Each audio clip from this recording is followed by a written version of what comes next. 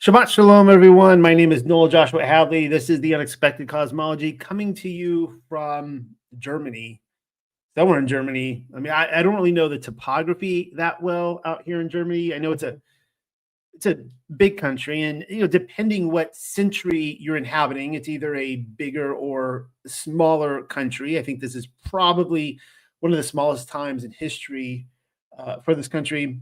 I'm in like South Saxony or something like that, kind of smack dab in the middle of the country. Last week I came to you from the Netherlands. Now I've been at this for almost 10 years now at this point. Put out a lot of papers, a lot of different research articles, videos, things like that. And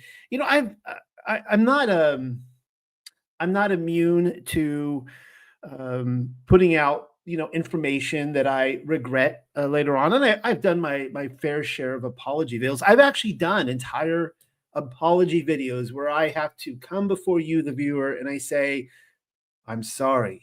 I'm sorry that I put forward a point of view that or something. I put something out there that I feel was not leading in the right direction. Tonight's video is not one of them at all. In fact, as titles go, I mean, tonight we're looking at the beautiful unseen realm and the glory of love. Now, sometimes I come out with I'll give you an example. I'm not throwing Jenna in front of a bus, but Jenna comes on with me from time to time on Thursday nights.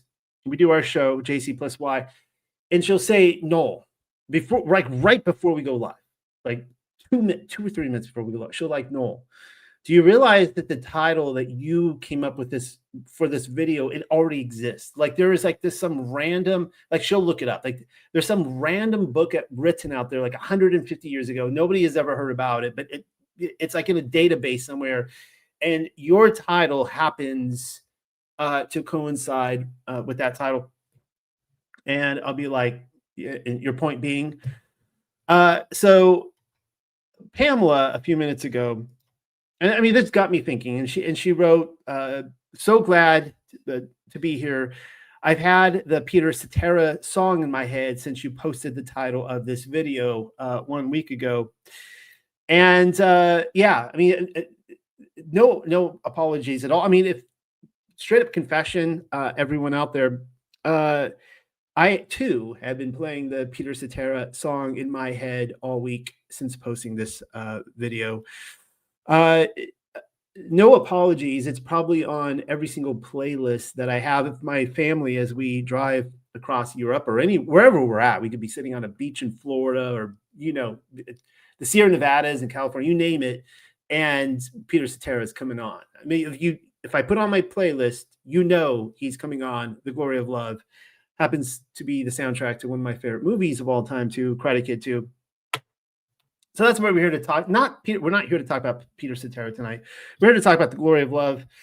And this is an unofficial third part. We're going to make this a trilogy to The Meaning of Life. I purposely did not call it The Meaning of Life Volume 3 just because I felt like the title would wear a little thin by this point. And people would say, well, no, I didn't see The Meaning of Life Part 1, so I'm not going to watch this one. We're going to be covering we'll still be in the Colburn tonight. So the Colburn really needs no introduction to my audience. In whatever instance, there is somebody out there who is a huge Peter Cetera fan, and they felt that tonight's video was about his song that he did back in like 1985. I guess my apologies to you. I hope you're still hanging with me tonight. So the Colburn, of course, is a magnificent text that comes out of Britain. It was written by people who state that they are the father of the faith with Joseph of Arimathea, and they follow the teachings of Messiah as given down through Joseph. So it's a magnificent book. We'll be looking at it tonight, and we will be looking at a story. I'll be reading to you a story. It's Storybook Hour. The story of Hoskiah the blind and Athelia the ugly. So without further ado, let's start looking at it right now.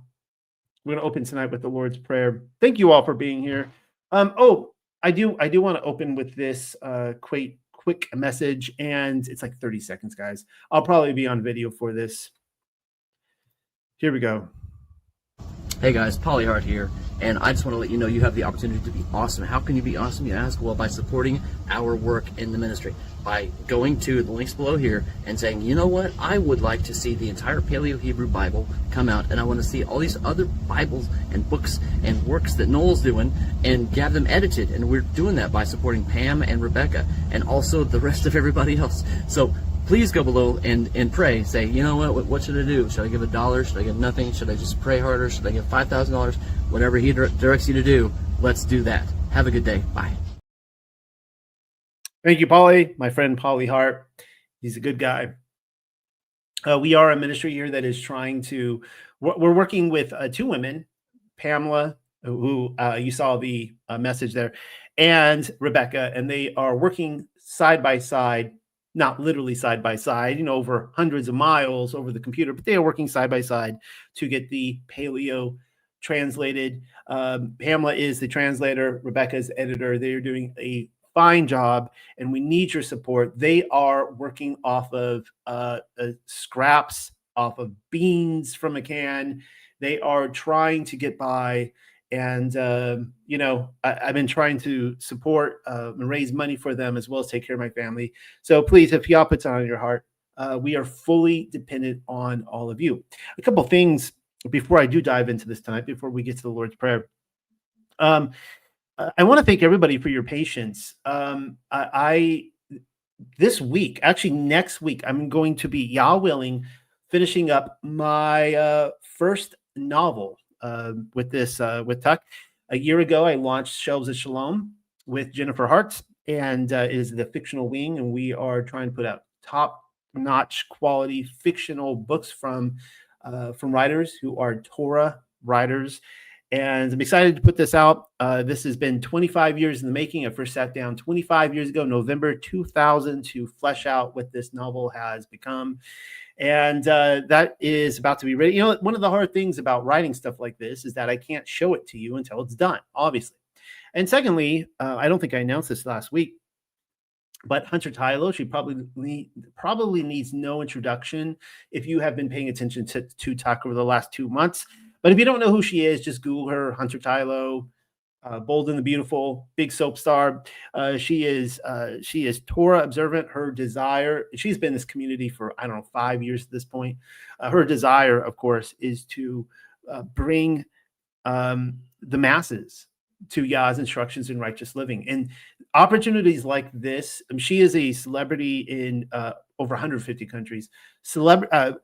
Situations like this, opportunities like this do not come along often. In fact, I was trying to find a single instance in Hollywood history over the last over 100 years where a celebrity has left the business, has walked out of Hollywood and say, I want to lead people towards Yah's instructions in righteous living. I can't find a single instance. This is an incredible opportunity, is showing that Yah is on the move in the greater Torah community, as well here in this ministry.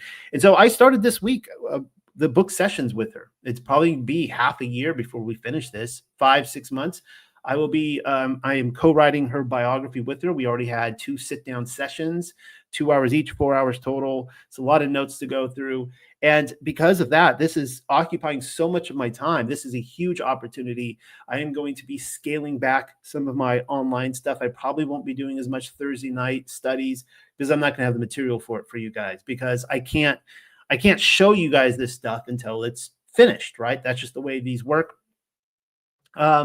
But I think that this is, my prayer is that this is going to be to the glory of Yah, and that many people will come to salvation through this. Not just many will come to a deeper walk, but I'm looking for the salvation of many souls through this process. So just thank you all for your support. Whether you support through Patreon, through PayPal, through, was it Venmo, or however you pronounce that, through GoFundMe, all the links I have below. Thank you, everybody. Let's look at the Lord's Prayer tonight. Reading to you from the Standard and then the Paleo. Our Father who art in heaven, hallowed be thy name. Thy kingdom come, thy will be done on earth as it is in heaven. Give us this day our daily bread, and forgive us our trespasses as we forgive those who trespass against us. And lead us not into temptation, but deliver us from evil. For thine is the kingdom, the power, and glory forever and ever. Amen. And then reading from Miss Pamela's Paleo translation, which is, of course, available. Matthew is published. Our Father, set apart is your name, and your royal dominion, your pleasure, your delight, your will exist in Shamayam and in Aratz. And give us our bread continually, and pardon our faults, our sins and missteps, in the same manner in which we forgive those who commit faults, sins, missteps against us. And all, or ow, do not bring us into the hands of testing, but guard us from all evil. Amen. I thought this was an amazing little quote here that is going to carry us from the last 2 weeks, the meaning of life. For those of you who did happen to watch those, I've had so many positive comments of people saying, yeah, that was like, it was really inspiring, if not life-changing. So if you have not watched those, go back and do watch those. This is from the Book of Manuscripts 25:7, and it says, we journey towards a light we cannot reach and fall into a pit of darkness to find it at the bottom. We gaze on the beauty of the stars and think them high above, when behold, they are within our hearts. So this is what we're going to be focusing on tonight, on one of the reasons in the meaning of life of why we come to this earth. And it is not to reach up and grab the stars. One of the great lines that I think I went over last week was that even if a person were blind and he would look up to the sky, that doesn't mean the stars aren't there. And that the spiritual realm is in the same way. Like you look up at the stars and they're glorious up there, but then you think, okay, like you're completely blind to the spiritual world around you, right? And it's the same kind of equivalent. Like it's just because we can't see the glorious spiritual realm around us doesn't mean it doesn't exist. But the reason why we're here is to beautify our souls. Going back to C.S. Lewis again, because this is a trilogy, and I'm not going to promise this, but you know, this is probably the last week I'm going to be bringing you back to Lewis, because he has this great quote here on the gift of suffering and the statue. And he says, I suggest to you that it is because God loves us that he gives us the gift of suffering. And again, this is the meaning of life, the gift of suffering. Pain is God's megaphone to rouse a deaf world. You see, we are like blocks of stone out of which the sculptor carves the forms of men. The blows of the chisel, which hurts us so much, are what makes us perfect. Of course, everybody, just think about the pain in your life, whether it's loved ones you have lost, that are literally dead, or maybe they're alive, but you have lost them, or, you know, you're struggling to bring in income, food, roof over your head, provide for your family, you know, things like that. Maybe you've made terrible choices in your life and you are suffering through them. Maybe it's, you know, physical pains in your life, sickness, whatever. Everything here is for a purpose to teach us and to instruct us. Nobody wants to go through them. While we are going through the suffering.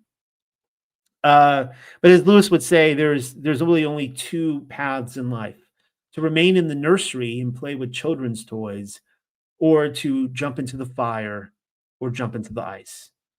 Those are our only two choices.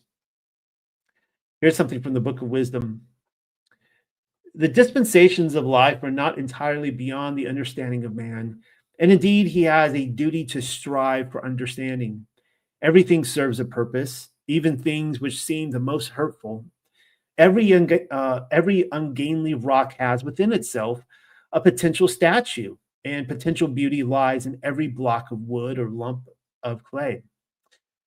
But what is there cannot come out of its own volition.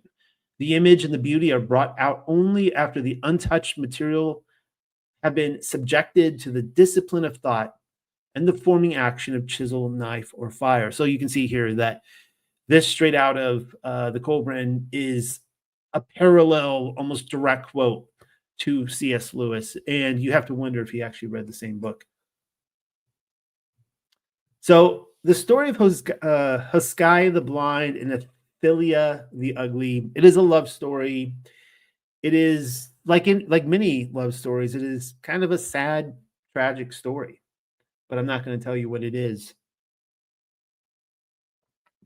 You'll have to see it all the way through to see how it ends. By the and this is from the Sons of Fire. The Sons of Fire is another one of the many books in the Colburn, in the British book. By the hand of Rabin, son of Hoskiah. So you can see right here, this was written by the son of the man who this is the focus on, and this is written as true history, not as fictional. Who was the bowman of God and brought the children of light to the land of mist. Hoskiah was a mighty man whose bow shaft struck like the lightning flash, and his enemies went down like corn before the reapers. He was a captain of men in the war of gods, and those he slew were numbered like barley in the measure. His enemies were spread before him like a carpet at his feet, and there was no other like him. Now, a quick commentary here. One of the things I kind of appreciate about the Colburn is that on one hand, they tell you that there is one true God. He is beyond any name, human perception. He abhors idolatry because nothing in this creation can actually capture his image at all. And of course, the Colburn is like the greatest sin really is to make an idol out of Allahayam. And I think this matches up pretty well with scripture. And I've taken you guys all through this before, but they're not afraid to, touch on paganism or things like that. Like a guy who maybe, worships multiple gods, or in here, we're going to actually see very Arthurian literature in a way, where we're going to see a wizard in this story. He was a man who knew the Almighty God and looked up to him as the God of the fathers. And it makes sense. This individual, Hoskiah, seems to be, since they trace their lineage back to the Hebrews coming out of Egypt, it seems like this guy was pretty early on, if I'm understanding this correctly. If he was the one who sailed across, he brought the children of light to the land of mist. But Hoskiah worshipped him after the customs of his people and therefore knew truth only in part. Okay, so keep that in mind as we go through the story. For having stolen him, they were unable to know him fully. Now the days of fighting were past, and Hoskiah and those who remained alive with him slept in strange places, for they sought by the king who had been victorious. His wives and his children and all his household dwelt at Kadesh, against the mountain, and awaited his coming there. But he came not while being sought by the king. So it came to pass that his brother Isaiah, who held stewardship over all his household and his possessions, seeing that Hoskiah could not come unto this place, possessed himself of them. Isaiah had the ear of those in high places, and Hoskiah lost his birthright. So all that was Hoskiah's passed into the possession of his brother Isaiah. He took even the wives of Hoskiah. And of course, that is a big naughty no-no in the Torah. Unless his wives did not have sons, right? And it's purely for that purpose. But he's basically at this point unclothing his brother's nakedness, knowing that he's still alive, knowing that he can return to the land, but he is completely stealing all of his stuff. He took even the wives of Hoskiah, for such was the decree of the king. But Athalia, the first of the wives of Hoskiah, spurned Isaiah and called down the wrath of Yahweh upon his head. And Isaiah was afraid and did not possess her. When they saw this, the other wives, being jealous of her, for she was ever in high favor with Hoskiah, stirred Isaiah up against her. So understand what's happening here. She's being loyal to her true husband. She's like, yeah, I'm not sleeping with you. I will remain a Petula, or a widow or whatever to the end of my days.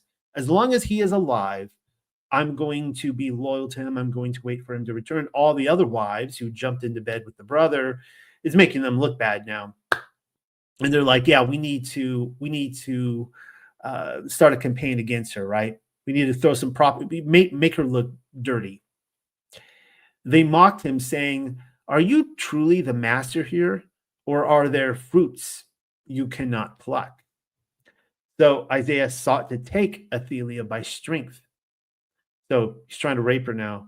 But she strove against him, and his manhood was hurt, so that he did not take her. Then Isaiah had her bound, and her hands were tied for 7 days, so that she could not of herself either eat or drink or do the things required by her body. She was humiliated and her womanhood betrayed, for an idiot's man attended her wants, and he mocked her modesty, and she was tormented by her needs.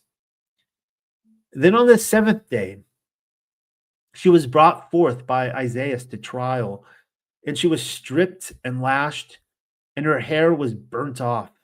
She was branded on the face, and her lips and tongue were cut. She was given a robe and a pitcher of water, and dried fruits and flour.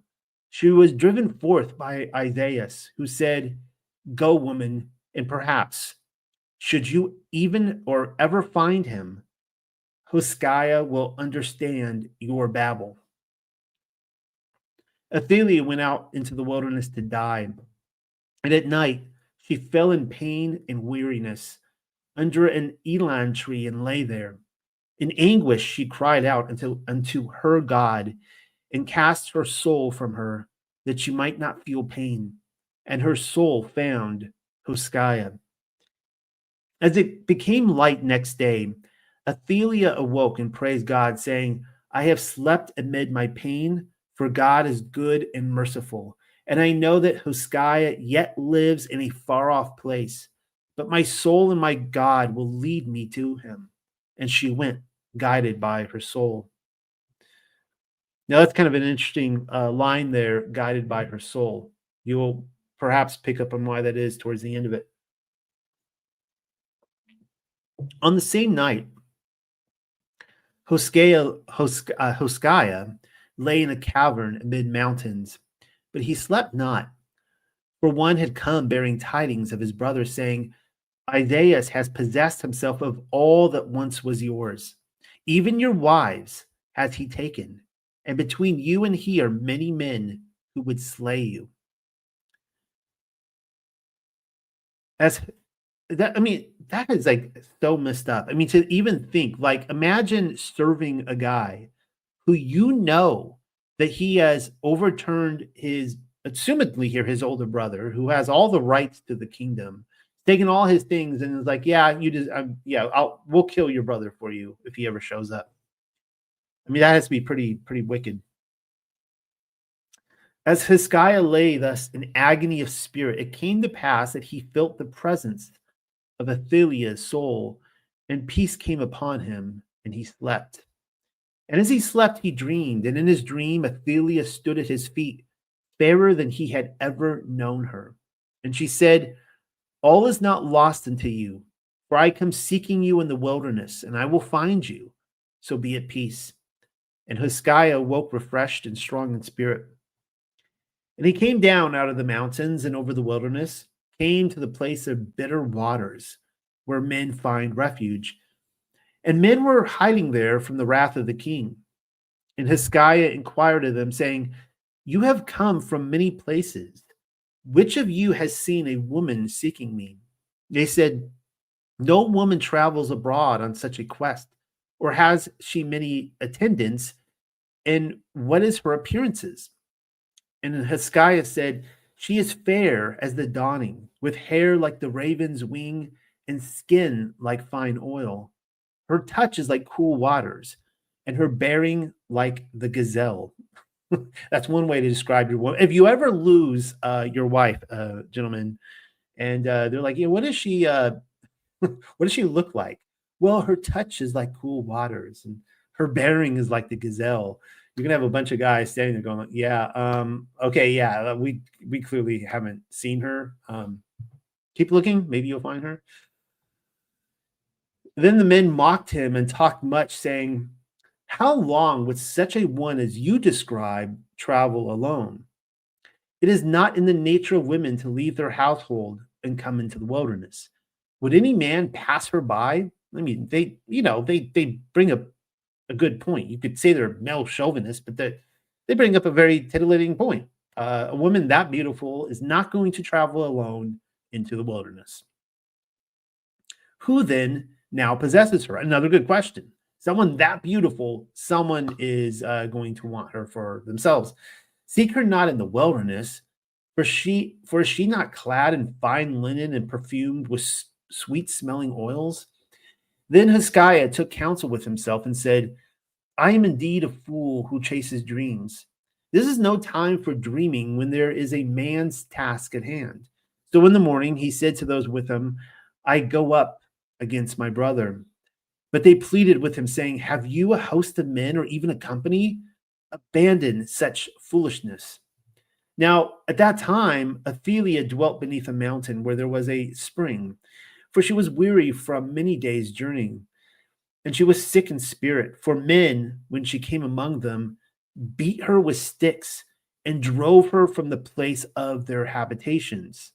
She offended their eyes, and none desired her. Now, have you already forgotten what's happened here, right? She was like branded on the face. She's probably got scars. I mean, the way they're describing her now, she was like, she had to be one of the fairest in the land. They didn't say she was straight up like Helena Troy or Queen Guinevere here, but she was, or even Bathsheba, right? But she was very, very, very beautiful. And now she literally offends the eye to see her, all because she was loyal to her husband. But notice what happened. She appeared, her soul is somehow knitted together with her husband. We call this the marriage of spirit, which they had. Very few people land that position. And he saw her, and notice it. Remember, it said he saw her, and she was more beautiful than he remembered. Maybe that's a little bit of a clue as to what's going on here. No man came to the spring, for it was an accursed place where voices came from the rocks and the dead spoke. Therefore, it is called the audience chamber of the dead. Where do you think this place is? Isn't it interesting in the ancient world how there were all these places where people would claim, like the spirits of the dead dwelt and things like that? And it also says that none but witches go there, for these the dead do not harm. Now, when night fell, Hoskiah slept, and those with him were not watchful.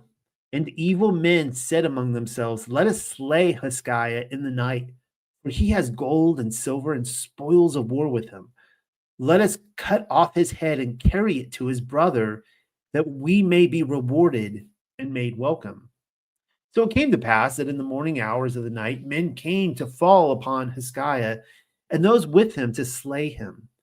But one among them was heavy-footed, and Hoskiah awoke as they fell upon him, and he seized his sword, and leaping up as a lion spring, smote about him, and there was a slaughter. But he was without helmet, and his head was bare, and so he was wounded. They who came against him died or fled, but of those with him just one remained, and he sorely wounded. In the morning they left with their asses laden, and Hoskiah held his bow, and none came near him. And as the sun mounted on high, the sight departed from the eyes of Hoskiah, and he became blind, based upon the wound there during the battle, apparently. So Hoskiah and he who was his companion abandoned hope, for there were men who would destroy them in front and behind, and the wilderness enclosed them. And they said, Let us therefore go to the place called the audience chamber of the dead, which is by our side. For are we not as those already dead? There we shall find water to quench our thirst and soothe our wounds as we end our days. And as they entered the pass at the place where the waters entered the sand, the companion of Hoskiah died. Then Hoskiah heard voices of the dead calling him from among the mountains. And he arose and said, I come, for this is my hour. And he passed up the watercourse. So it was that being blind, he dashed against the rocks and fell to the ground and lay there as one already dead. Now on that day, the soul of Athaliah was troubled, and she wandered abroad, straying from her tasks. And she looked up and saw a raven descending from out of the sky, and her soul said unto her, Behold, it comes for the soul of Hoskiah, for he is nearby and close to death. So Athaliah sped away, guided by the bird. She came upon Hoskiah as his soul was preparing to depart, and she took him in her arms, and lifting his head, gave him water. And her soul communed with his soul, and bade it stay. And because of the bond between them, it stayed. And she remained with him 3 days, and built a bower, and ministered to him. But he lay as one already dead. On the 3rd day, as the sun prepared to enter into his night kingdom, Hoskiah stirred. He groaned in anguish from his wounds, and Athaliah comforted him, and he slept in peace. When it became light next day, he awoke and felt Athaliah's touch upon him. And Hoskiah knew her and said, Athaliah, are you here? How came you to this place and found me in my hour of need? But Athaliah answered not because of her tongue. Remember, her tongue was cut out. And she drew a veil around her face, for she knew not that Hoskiah was blind. She wept, and her tears fell upon his face. And he held on to her, and for her hands told him that she could not speak to him as once she did. And he said, I am blind and cannot see. But she drew not the veil, for she feared for him when his hands sought to be his eyes. Days passed, and Hoskiah grew strong, and he knew the tale of his brother's deeds, and swore vengeance in the name of his God. He said, For this purpose life has been left to me. And Athaliah grieved that he spoke thus, for he could not walk without her. The waters of the valley were cool, and there were herbs and wild fruits, and goats upon the mountainside. So it came to pass that after many days, Hoskiah was whole and strong again, but he remained blind. So he could not see Athaliah, and therefore she remained fair in his eyes. Now, remember it's saying that she's remains fair in his eyes because he cannot see her. And yet we shouldn't forget he did see her in the vision. But the soft speech was gone from her. This Hoskiah did not mind, for what he heard daily was the speech which greeted him as he lay in her arms before she knew he had come back to life. Hoskiah and Athaliah were no longer troubled by the voices among the rocks, for no harm was done to them in this place. When Hoskiah became strong again, he desired to go from that place and fretted to be gone. But Athaliah bade him stay. She said, You are blind and therefore like a child. And will we not die of hunger in the wilderness, or be slain by men who seek after you? Let us stay here. And Hoskiah listened to her words, for it was not unpleasant in this place. And it came to pass that one day, as Athaliah gathered herbs in the valley, she espied a stranger drinking at the waters, and he was weak and weary from much journeying. And she took Hoskiah, and together they went up to the stranger. And Hoskiah greeted him, saying, May the peace of God be with you, master. How may we serve you? And the stranger answered them, saying, I am Locus, son of the firebird, and physician to the king of Tyre. I have traveled from afar to this place, that I may hear the wisdom of the dead. Now, this is the wizard I was talking to you about, and this is one of those instances, where you are not to commune with the dead, and it is what it is, right? And this is one of the things that the Colburn does not shy away from. They already explained that this guy had, Hoskiah had a half-truth, that he did not know the true God. I no longer seek to be, hold on. I have traveled from afar to this place that I may hear the wisdom of the dead. I came to talk with my soul in solitude, for I am weary of the ways of men. I no longer seek to be the companion of those in high places who concern themselves overmuch with wars and the affairs of men. Now, keep in mind that a wizard would be a wise man. That's where I believe that the term wizard probably originated from. And a wise man would be counsel to the king. So he's clearly, this man does have wisdom. And he's like, yeah, I'm so sick of the foolishness of kings that I'm supposed to counsel. They don't listen to anything. Maybe I'm reading too much into this. That's what I see. They don't listen to anything I have to say. They're just preoccupied with wars and the affairs of men, riches for themselves, these kind of things.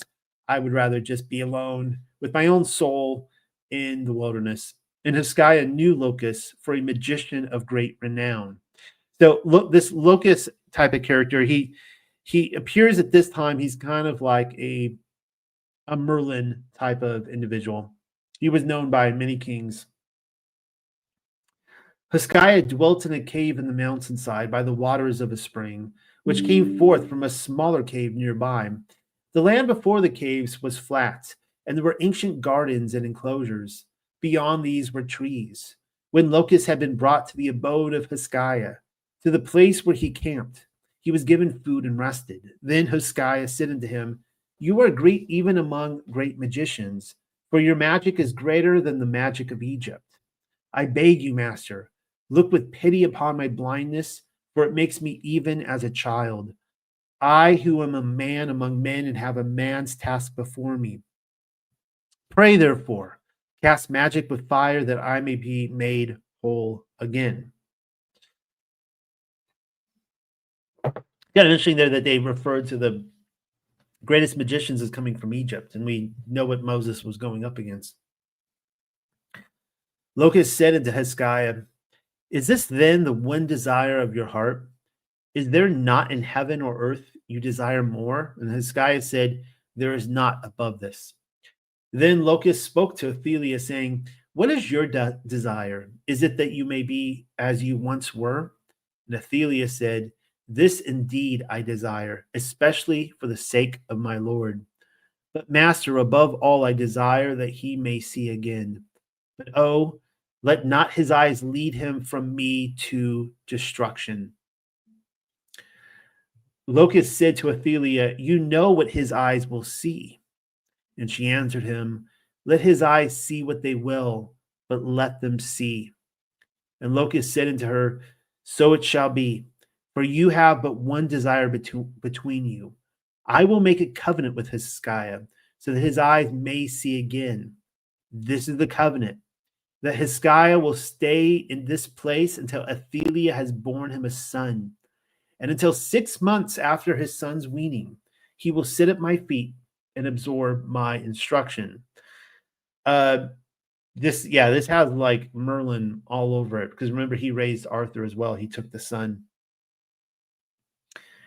Then Athelia said unto Locus, Master, when he is no longer blind and sees me as I am, will not the burden of the covenant be too great for him? And Locus answered, He has more than 2 eyes.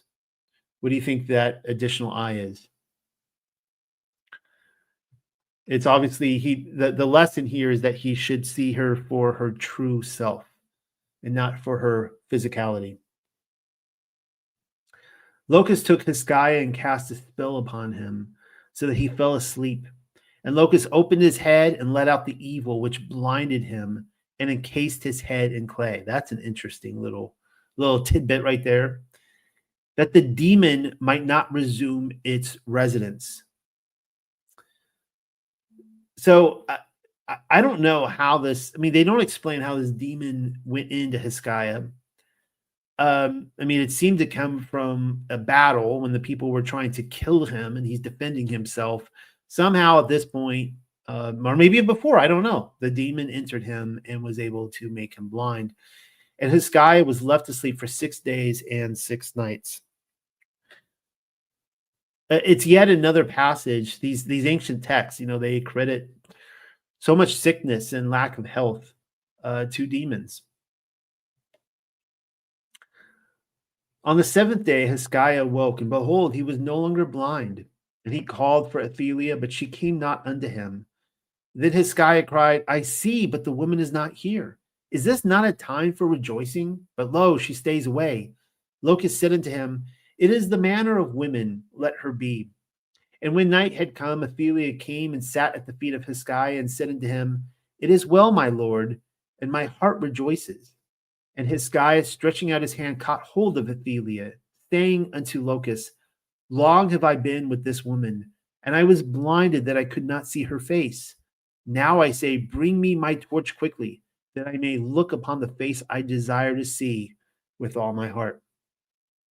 And Athaliah, bowing her head, remained cold and still beside Hoskiah, the veil held before her face. And Locust, placing the torch aside, drew the veil and lifted her head toward the light, and the woman looked up fearfully. Hoskiah looked long upon her in silence, and then he lifted her towards him and kissed her face, saying, Wife of my bosom, the years have taken nothing from the loveliness of your youth.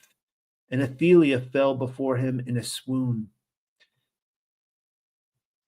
Now, again, here, there's kind of a play on words here, or he's obviously not seeing her for her actual physicality here. He is seeing her for her true beauty. And this is part of if you want to call it magic, right? This is part of what this wizard has done to him, where he can see her for who she truly is. Now, when morning came, Locust sat outside the cave, and Athaliah came and kneeling before him said, Great master, what magic have you wrought? The waters do not lie, yet my Lord sees me not as they.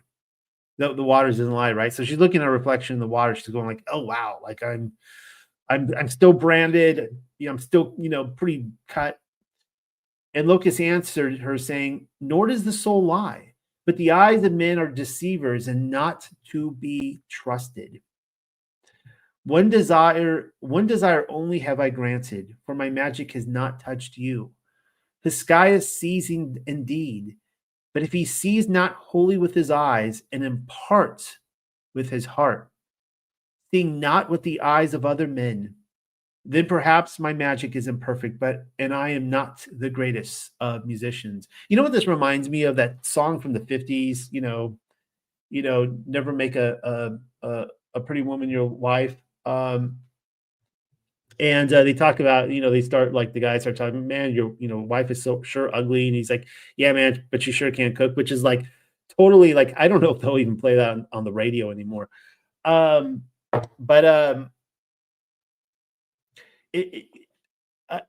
don't know how many of you can identify with that out there, right? Where like your spouse, you realize, yeah, I'm not married to a supermodel spouse, but to me, they are the most beautiful or handsome or, attractive spouse. I find them incredibly attractive because you're seeing them with your eyes, your physicality, but you're actually seeing their heart, their soul, and you're stitched into that soul. And so to you, they are truly beautiful.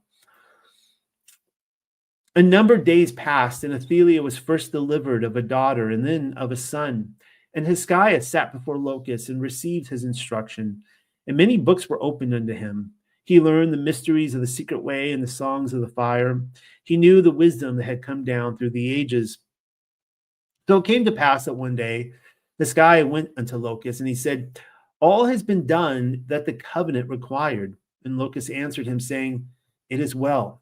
Prepare now to follow the path of your destiny. Then Hoskiah took Athaliah and his son and his daughter, and with Locust they passed out into the wilderness. And when they came to the habitations of men, Athaliah was veiled. And Locust journeyed as a great magician, following his stars, and Hoskiah served him as though his slave. Thus they came to the land held by Isaias. Of course, this would be his, assumedly his younger brother. And locusts made masks of animal skins with tree gum and clay, and gave them unto Hoskiah and Athaliah. And he clothed them in strange garments and dyed their skins, saying, Men expect all things of a magician, and make no quarry concerning the strange things they see about him. Therefore, let not the men of this place be disappointed in my attendance. To Hoskiah he said, Be as one dumb, for your tongue would betray you to those we come amongst in this place. And Hoskiah answered, My tongue shall be dead in this place. In this manner they came before Isaiah. Isaiah had looked well upon the flesh pots, and his body was filled with fat. He was clad in fine linen from Egypt and perfumed. And Hoskiah said within himself, Can this be the son of my father and the companion of my childhood? It is truly written, In the hands of a weakling, gold turns to fat. Locust spoke until Isaiah, saying, Lord, I have come far and therefore beg that I and my servants be given food and drink and a place to lay our heads. I am a magician of magicians and a physician of physicians. Mayhap there are those within your household who are sick or possessed by demons, whom I may serve. Or may I enliven your leisure with wonders and magic and show you strange things beyond the understanding of men? Isaiah said unto Locust, Remain with us, for there is little pleasure here. If you enliven our days, you serve us well. So it came to pass that Isaiah prepared a great feast, to which came many lords with their households. The fame of Locust had spread afar, for he had healed the sick and cast out demons and shown many wonders beyond the understanding of men. And among those who came were many who knew Hoskiah. When the day of the great feast came, there was much feasting and merrymaking, and Locust worked great wonders, so that all men acclaimed his magic, and there were games and feats of strength and dancing. When night had fallen, great fires were lit, and many torches. Tables were spread with all manner of good things, and the guests assembled within the great courtyard. Isaiah sat beneath the tall sycamore tree, and before him was a table laden with every kind of meat. There were breads and sweet things and spices in abundance, and Isaiah was sitting among half men and wanton women, and with him were gluttons and drunkards. Now, you notice here when it's talking about half men. Well, they'll describe it in just a second here. This is a pretty common theme throughout the Colburn. Of course, you guys know what a wanton woman is, a loose woman. She is not a true woman. She is not she's not aspiring to go from maidenhood to wifehood to motherhood to, into the to the matriarchy, which is kind of according to the way they describe wanton women and half men in here. Unfortunately, it describes a large portion of the people in the West today. Unfortunately, there was much loud laughter in their company and many sly gestures. There were singing women and dancing girls. There were half men who performed as women, and the night was heavy with the sense of wickedness. So you can use your imagination there and figure out what these half men who performed as women were. The feasting and dancing went on well into the night, and Locust displayed his powers before the assembly. When the clamor was at its height, Isaiah spoke to Locust, saying, Show us now the greatest of your wonders, which we have not yet seen. Let the night be more enlivened. So Locust stood before them, and lo, before their eyes, he changed stones into gold and a dog into an ass. He drew wine and milk from an empty pitcher and caused a rod to become a snake. Seems like this guy, he's learning a lot from the wizards of Egypt. Kind of interesting, because we know that they were able to replicate a lot of stuff, starting out that Yahweh was doing. Standing before a table that was bare, he drew all manner of foods and wines out of the air and furnished it for a splendid repast. Then he called Hoskiah as his slave and stood a comely maiden before him. And Hoskiah shot arrows into her, and they stood out from her body, so that there was not space for a man to place his hand. And the blood flowed down her robe as though she stood in a rainstorm of blood before she sank to the ground and lay there dead before them. Then Locust went up to her and afterwards, wrenching the arrows from out of her body, threw a cloak over her. The arrows had carried to Isaiah and those about him, saying, "See the blood of a maiden." And they held the arrows and looked at them. And behold, as they held the arrows and looked, the blood went from them, and the arrows were clean. And Locust cried out in a loud voice, "Lo, the blood returns." Then passing over unto the maiden, he lifted the cloak off her. And behold, as he did so, her robe became clean again. And Locust took her by the hand and said unto her, "Arise." And she arose and stood before Isaiah. Now, I mean, this sounds like, I don't know, like what David Copperfield here, right? I mean, there are magicians that actually do these kind of tricks today. And he was silent, and those about him did not speak. Casting aside her garment, which was the outer robe, the maiden danced before the gathering, and all their wondered greatly, for her body was unmarked. Isaiah spoke to Locust, saying, "How can such things be? What manner of magic is this?" And Locust answered him, saying, "Lord, your eyes saw as I bid them see, for I am the master of men's hearts, not the master of flesh and wood." Isn't that interesting? And keep in mind, we've seen this before, all through the Coleman. Whenever I touch on this text, they're basically like, yeah, like all the material world around you, it's a deception. It's like an illusion. Yes, everything does emanate and derive from the Creator Himself, but in the truest Platonic form, the world of forms is a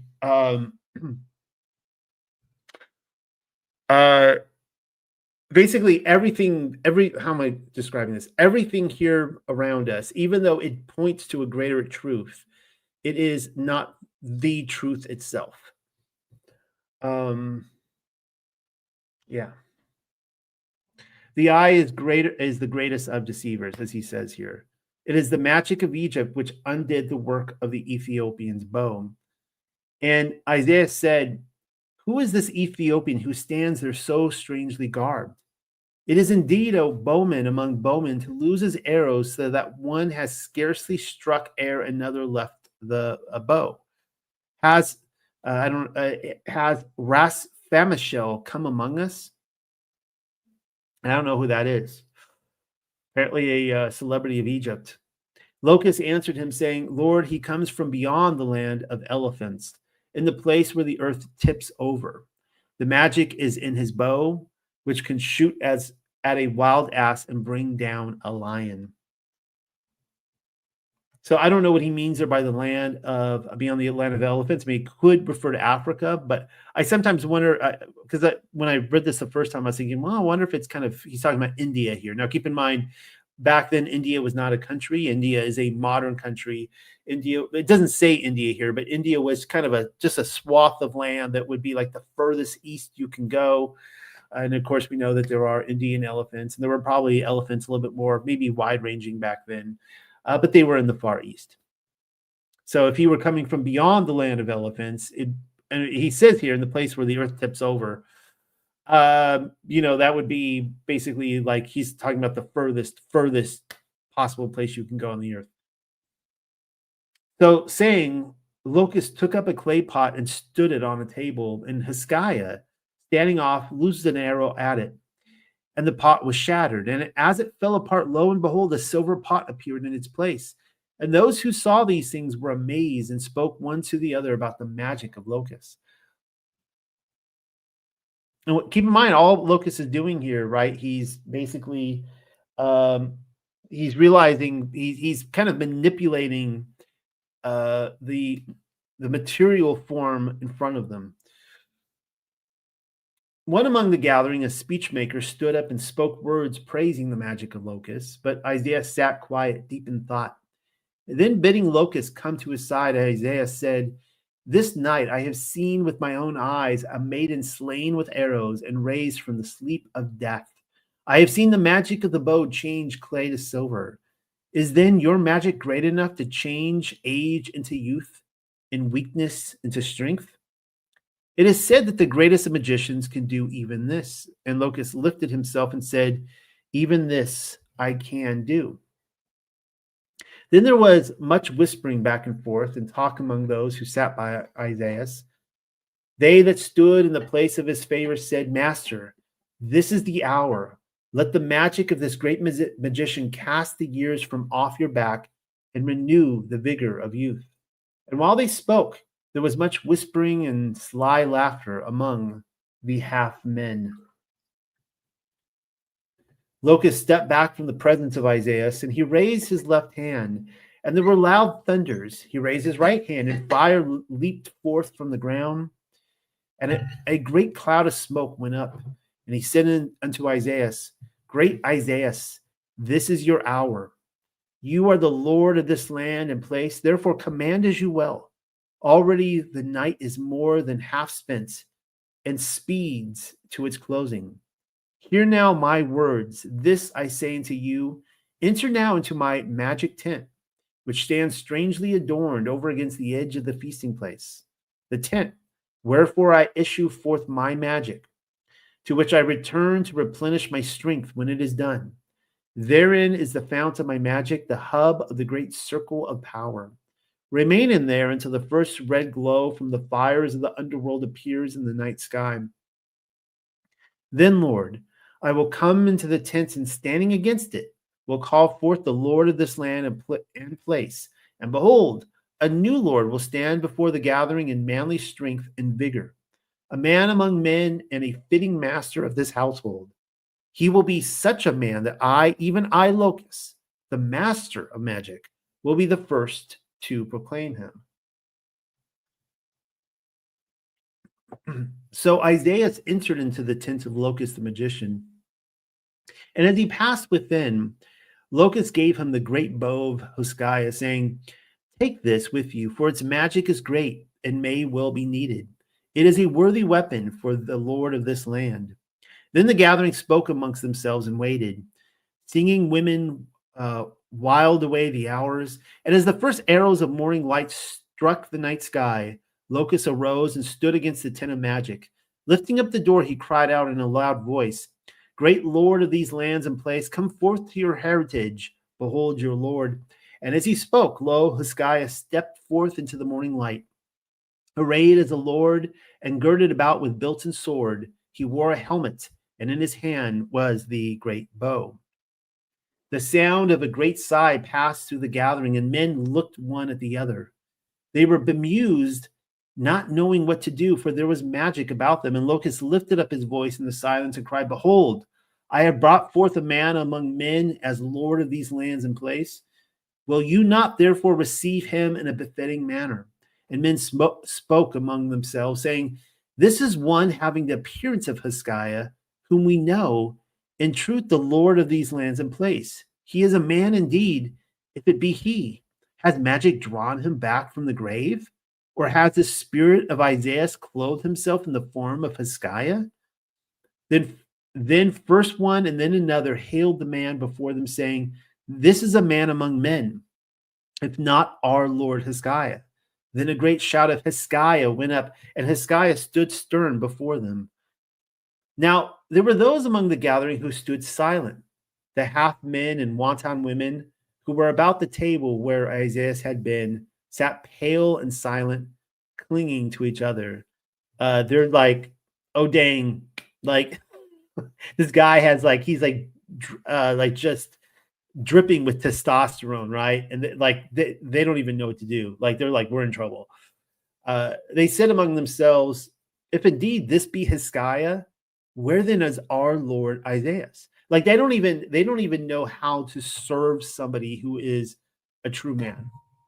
Here, they can only serve someone who is like them, a half man.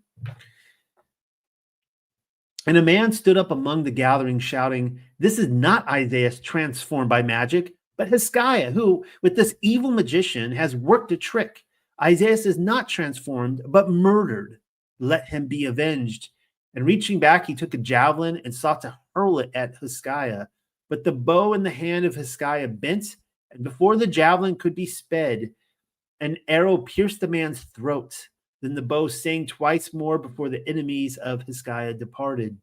Now it came to pass that those remaining gathered about Hoskiah and rejoiced, saying, Hoskiah is indeed the rightful Lord, and none but he ever bent bow as we have seen a bow bent this dawning. And Hoskiah passed through them to the seat of Isaiah, and those gathered there shrank from him, and he swept the table clean and drove away those who stood about it, saying, Begone, lest I have you seized and beaten, for you befoul the earth and serve neither God nor man. Now, remember last week when we talked about the idea of serving God and or man, right? And they departed, saying, This is indeed Hoskiah and not Isaiah. And Isaiah was seen no more by the eyes of men. So you can see here that this, in many instances, what this so-called this wizard is doing is, a lot of them are obviously tricks of the eye. And he did indeed. Now,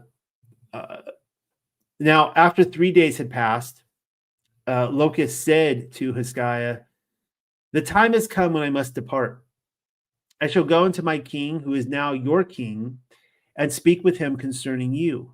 It is well that I go now and dally not unduly here, for mayhap, as things are, he will lend a willing ear to my words.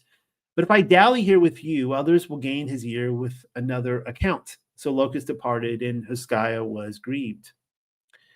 Before he left, Locust was given horses and servants, also slaves and asses with food for the journey. And Locust said to Hoskiah, We shall meet again, for it is decreed in the book of heaven. Athaliah came before Hoskiah many times and said, Lord, let me depart from your residence and dwell in a place not too far off. And Hoskiah was perplexed within himself because of her manner of speech, for he did not understand what she wanted. And keep in mind, everyone could see how ugly she is, except him. And he said, Have no fear for the women of my household, for there is none I desire but you. And it came to pass that on his way to the king, Locust was stricken with a sickness and lay as one already dead. And for many days his soul was prepared for departure. And while he lay sick, the power that bound the eyes of Hoskiah became weakened, and the eyes of Hoskiah were no longer bound. Now Hoskiah purged his household and spent the days dealing with his estates, and his lands flourished. What do you think that looked like, that he had to purge his household? His servants no longer bickered among themselves as before, and contentment reigned within his shadow. So when many days had passed and all things were ordered, Hoskiah called his steward and said unto them, Let a feast be prepared. As the land has given generously to me, so will I give no less generously. Hoskiah said this, and it was done. Now there was a woman called Miriam of the household of Isaiah, who was fair to behold, and she sought the favor of Hoskiah. And among the women there was much talk of Athaliah, who remained ever veiled, for there were those among the women who knew her. But none spoke to Hoskiah, for he was a man who talked little with women, and Athaliah stood first in his eyes. Miriam had not seen the degradation of Athaliah, nor had she seen her unveiled. But it came to pass that she spied upon Athaliah one day while she was about her toilet. And seeing her unveiled, Miriam took counsel with herself. Now the day of feasting came, and many were the guests, but of half men and wanton women there were none. And among the women, Athaliah, it's kind of interesting, right, that they see like the greatest threat to the security of a kingdom or a nation is half men and wanton women. And so if you want to take down a nation from within, you transform men and women out of the image of our Creator, and you convince men to become more feminine and women to become more masculine, and teach women that their roles are not to become wives and mothers. They become the girl boss or whatever, and whatever with men. And among the women, Athaliah sat apart, and among the men there was much talk of riches and battles and of spoils of war and husbandry. Among the guests was a young lord who sought the favors of Miriam. And while the feasting and dancing were at their height, they came to one the other. And as they dallied beyond the torchlight, Miriam said unto him, Am I fair indeed? And he answered her, saying, You are fair even among the fairest. Then she said unto him, Yet there is one more fair by far, so fair that she needs to go veiled before men. This is really messed up. She is Athaliah, wife of Hoskiah, who keeps her thus. He fears for himself and does not trust her, for this is his weakness. And Miriam moved away from the young lord, saying, Go look upon her face. And if you can then say, I am the fairest of the fair, I shall know that your heart speaks sincerely of itself and not at the behest of your body. Now, I mean, this is another play on words here, because clearly, according to the story, Miriam is an ugly woman. She is not a true woman. She is a, less, several degrees less of a woman. She may be beautiful to, his eyesight, but it's a complete duality that is happening here. When truly, Hoskiah's woman, Athaliah, is truly the most beautiful in the land. The young lord returned to the feasting and sat in a place nearby to Hoskiah and spoke to those about him, saying, Have any among you seen a woman here who rivals the fairest bearers of myrtle and palm? And the men rebuked him, saying, It is not meet to talk thus about the women of a household wherein you are a guest. Are they to be judged as are women of the night? But the tongue of the young lord was not stayed, and he replied, saying, That which causes talk will be talked about. And Hoskiah heard him and was angry and said, What in my household moves foolish tongues to gossip? And the young lord said, That which a man tries to conceal ever arouses the interest of others. Does any man conceal that of which he is proud? And Hoskiah looked about him, saying, This talk I do not understand. The young lord said, My lord, men talk of what lies beneath the veil of the woman you brought here. Is she indeed as fair as many say? Or is there truth even in the gossip of women? And those who knew about the degradation of Athaliah muttered among themselves, for her secret could not be kept hidden. They said, This is loose talk and wicked. Let the evil which belongs to the past remain buried. Does this concern any man but Hoskiah? Are we among women that the talk should be thus? Is our custom to be lightly set aside? Let the veil remain. But Hoskiah, hearing the muttering, thought wrongly of what was said. And he spoke to the young lord, saying, This woman is fair as few women are fair. Should I not know? This you shall indeed see for yourself. And Hoskiah said within himself, Long enough have I indulged Athaliah her whims. Does a pearl give pleasure within its shell? And Hoskiah sent his attendant for her. And again, I don't need to point out the irony here, right? That, he's from a purely physicality standpoint. Yeah, I mean, a pearl does not give pleasure, I guess, just within its shell, right? But all throughout the Colburn, they talk about they refer to it as like I can't remember the word, but it's like the true jewel of who we are, right?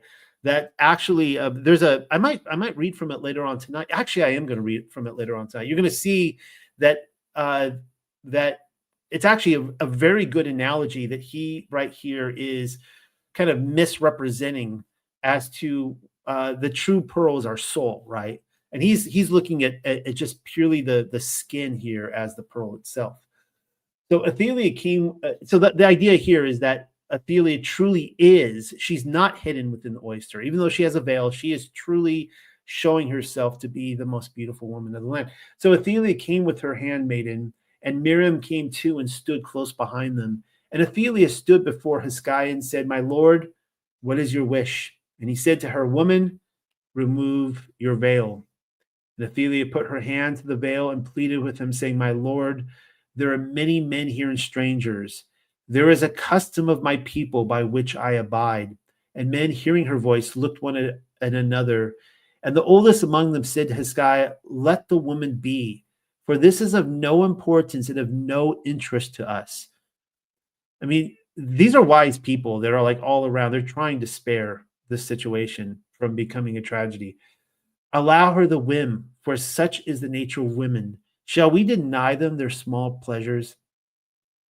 Athelia inclined her head towards the man who spoke. As she did so, Miriam stepped forward and caught hold of the veil, snatching it aside. And the stricken face of Athelia was revealed to the gathering. All men were silent and still like statues. And Hoskiah looked at Athelia, and she at him.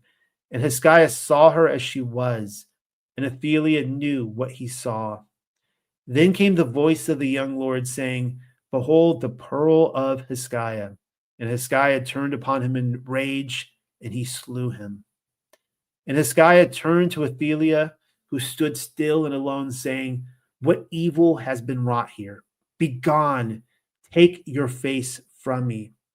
And Athelia went out between the gathering, and passing into her bedchamber, she took a draught of poison. And her handmaiden sped to Hoskiah, saying, come, my lord, my mistress dies. Then Hoskiah, his heart filled with remorse, sped to Athelia. And as he came unto her, she died. And Hoskiah wept over her, and his heart was filled with grief. And he looked upon the body of Athelia and said, I have slain the life within my own heart. I have slain the one who cherished me in my blindness, the one who loved beyond the bounds of love. In his anguish, the eye of his soul was opened, and he saw the soul of Athelia standing nearby. And Hoskiah was dazzled by the vision of her beauty, for she was radiant as the sun. He stretched out his hands towards her, but could not touch her, for she was beyond the reach of earthly things. And she took her head at him, and she shook her head at him, and raising her hand, departed to the answer chamber of eternity. Hoskiah raised himself up and strode out from the chamber, but he returned not again to the place of feasting. He sorrowed many days. Now, while Hoskiah still sorrowed, word came to him that a company of men was coming against him. And he sent out his servants with laden asses and went forth himself. And with his true men, he prepared a place on the heights above the road to meet those who came to take him. And Hoskiah met them with arrows and with stones and left with their dead. And Hoskiah and those with him passed out into the wilderness and lived there many days. And it came to pass that word came to him of locusts, and he arose and went into the land of the sons of fire, passing into Tyre as a merchant from Kithim. So it came about that Hoskiah came with the sons of the children of light on ship of Arad by way of Honebo and Miscelonis, where there are many temples. The ships made one harvest toward the land of trees, wherever the land of trees is, where the great river flows to the west. And his sons he left in Tyre, that they might receive instruction in the household of locusts. Hoskiah governed many years in the land of mist and made laws and died in his old age. And he was buried by the river where the ground rises, beneath stones and soil carried in many baskets.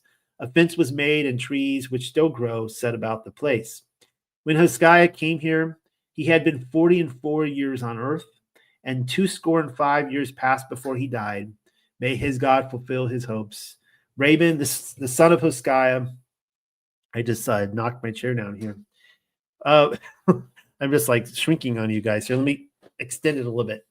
Was born of a daughter from the house of locusts in his land. I just did it. Like I might shrink all the way down here. Okay, there we go. That comes from the Sons of Fire 7, the Rolls of Record 1. Kind of a sad ending to the story, but it's and I the way it's written here, it seems to be written by his children or his close descendants, and it's a morality tale of how we should really truly see people. The reason we are coming to this earth is not to attain physical beauty, which is an illusion, but true beauty, which can only be found within, which far exceeds our own mortality. And of course, I read this from 2 weeks ago now, so I'm not going to go through this all again, but just to kind of rephrase a few points here so you can see the consistency. This is talking about the great day of judgment in the netherworld, and all these different souls are arriving. And it says, one arrives, the twisted body tormented on earth, and the ugly face have gone. So think about his wife here, Athelia, right? She was ugly on the earth, and but this ugly face was discarded at the portal. He strides through the hall in radiance. Now, of course, this is a man here, I guess, to pass into the place of everlasting beauty. And one arrives, now no earthly body shields the horror, which is the true likeness of the evildoer upon the earth. We saw this with Miriam, right? She had this physicality that was beautiful on the earth, but now you would assume, because she was a wicked person, that she is now shown to be an evildoer. And this person, he runs from the light, which he cannot tolerate, and hides himself in the shadows near the place of terror, because all will be revealed. Soon he will be drawn into his compatible place among the dismal company. One arrives, she graced the court with beauty. Men sang of her loveliness and grace. Now, as when a mantle is removed, all is discarded. It is a time of unveiling. You notice the theme here? Because now with Athelia, the mantle or the veil was removed and she was hideously ugly, but that's not the seat of judgment. She would have gone on to the seat of judgment according to this and been beautiful. So this veil is being removed at the judgment. It says, who can describe the lustful thoughts and secret unclean deeds of this woman, which fashioned the horror coming through the portal? There is a hush among the compassionate. Now, keep in mind, again, with Athelia, there was a hush, right? There was this quiet when she was revealed, but it's a complete flip of the way it is in judgment. One arrives on earth, she was pitied by the compassion and scorned by the hard-hearted. There her lot was degradation and servitude, privation and sacrifice. Few and meager were the gifts from life, yet she triumphed. Now she comes forward surrounded by brilliance. Even the shining ones are dazzled by her beauty. Want everyone to think out there as you're really struggling through this life and you're like, where's my reward, right? And if you triumph to the end. One arrives, the twisted face and pain-racked body of the cripple have been left behind. A kind and loving soul dwelt imprisoned within its confines. Yet now the relieved spirit steps forward into the great hall, unencumbered and free, glorious to behold. One arrives, the splendid body which graced earth remains there, an empty, decaying thing. The naked soul enters the everlasting halls. It is a deformed, misshapen thing fit only to dwell in the merciful gloom of the place with which it has compatible affinity. This is the fate of man. He must strive for that which he cannot attain. He must believe in that which he cannot prove. This is the failure of Hoskiah. Unfortunately, in that moment of his life, he believed in that which he could not prove. And when he tried to prove her beauty, he could not. He must seek that which he cannot find. He must travel a road without knowing his destination. Only thus can the purpose of life be fulfilled. That comes from the Book of Scrolls 13. I'm not going to be going through all this. I've gone through this with the Adam and Eve and the Cobra many times before. I might come back to this later tonight. I cover it so much that there's no reason to. This is great. This is called the Marriage Song. I've never read this text before, or this passage. This comes from the Book of Scrolls, chapter 31. Devotee of a love that rises above the mire of matter and flowers in realms where romantic love is glorified. O daughter of love and sweet mistress of life, now is the hour of your fulfillment. Prepare to accept the scepter of womanhood as becomes a true maiden. Prepare to accept the burdens and pleasures of motherhood as becomes a true woman. So you can see the scepter of womanhood is first becoming a true maiden, and then motherhood. But actually, they kind of skip a step there. They talk about it later on. You go from maiden, true maiden to true wife to mother, and that's the kind of the ascending ladder expected of all women, of all true women. Verily, you are a disciple of love.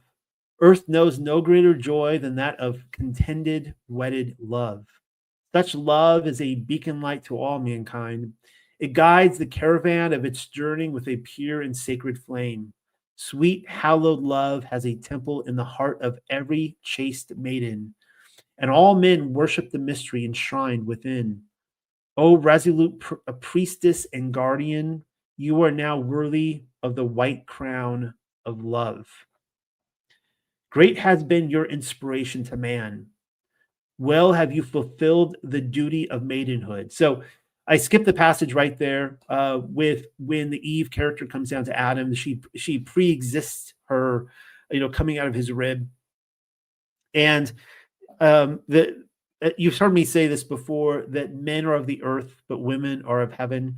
And so when the Eve, the divine Eve, comes down into the mortal flesh, she is there to inspire man. She has done something that the pre-existent women were never really able to do to the men, and she basically, women bring the grace and the gifts of heaven with them. They are bringing something to the earth that is not really of the earth itself.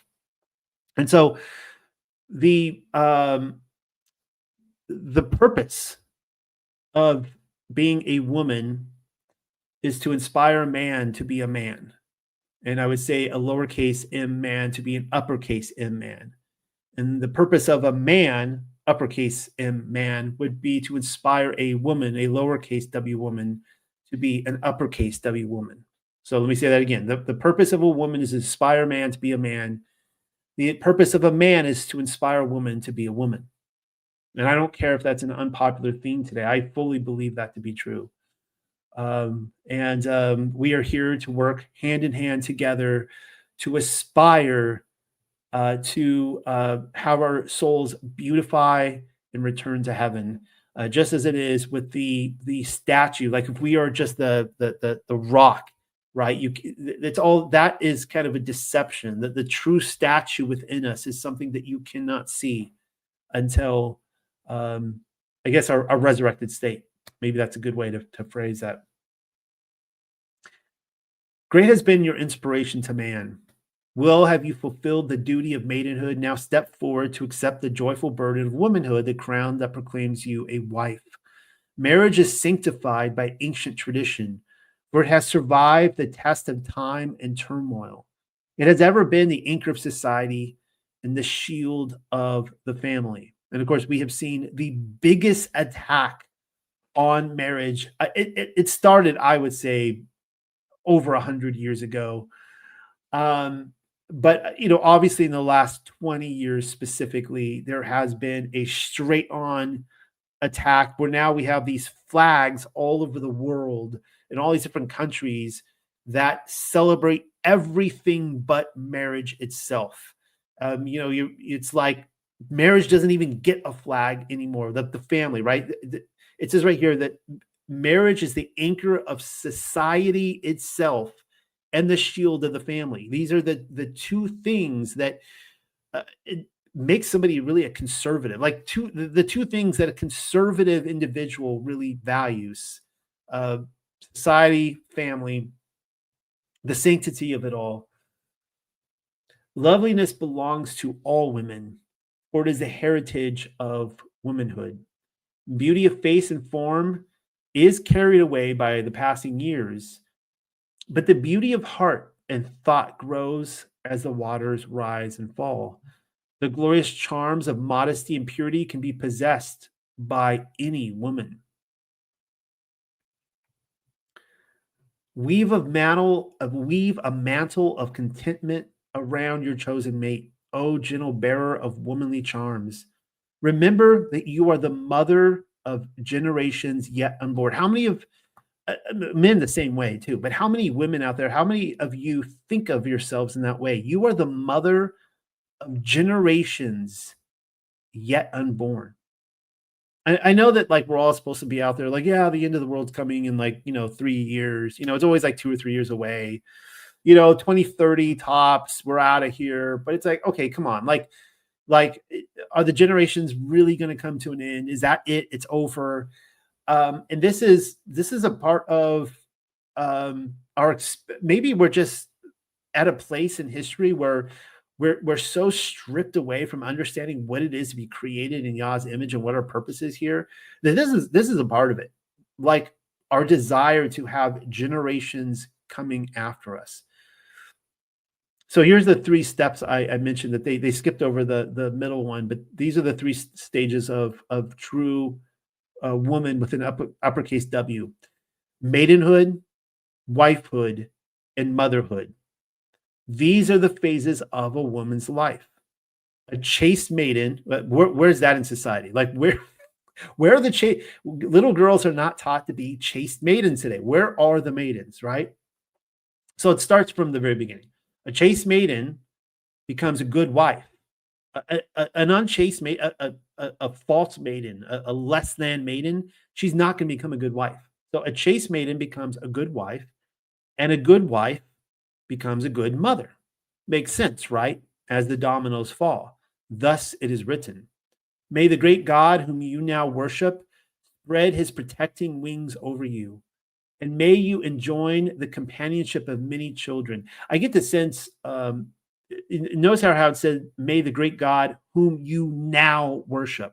I get the sense within the Cobra that they did have this big kind of identity change after Joseph of Arimathea came on, and you see the whole exchange in the Book of Britain, where they're like, okay, we'll accept your God. It makes sense. There are so many things that like make sense about this, and they kind of forsook their past. So they have this.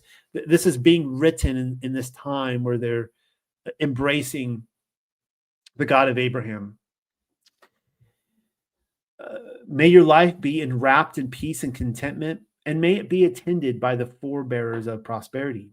O son of strength and goodness, remember always your obligations and duties as a husband and father.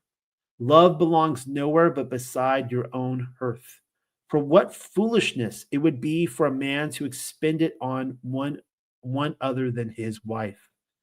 That which a man gives to his wife is his also.